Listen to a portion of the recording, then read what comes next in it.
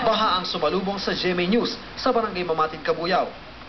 Lalo na sa komunidad sa tabi ng Laguna de Bay dahil sa pag-apaw ng lawa, marami ang lumikas, nakatira sa kaanak o kakilala. Pero ang mga residenteng ito, tiniis ang pansamantalang pagtira sa katayan ng baboy.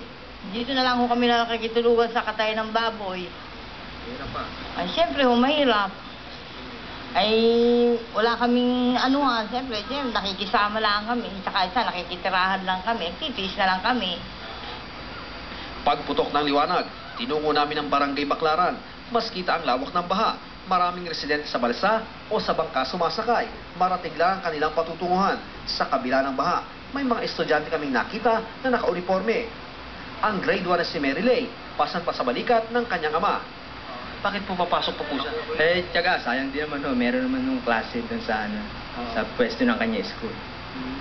Inihuban nyo na baka mahalaglag siya dyan, mapanganib. Hindi ano naman na namin. Dahil sa taas ng baha, 800 residente ang Sabado pa lumikas sa elementary school, siksikan ang eskwelahan. Mamatay ho kami doon, pag hindi kami umalis doon. Dekada 70 para huling nagkaroon ng malawak na pagbaha rito sa Cabuyao. Hanggat hindi bumababa ang tubig sa Laguna Lake, mananatili kaming lubog dito sa baha. So, ang akin pong tansya ay mga 3 months kung tuloy-tuloy na mainit ang panahon. Misulang dagat naman ang barangay Uwisan sa Calamba. Maraming residente ang sakay-sakay ng balsa na gawa sa katawan ng puno ng saging. Ang ilan, sakay ng iba pang lumulutang na bagay. Abandonado ang marami.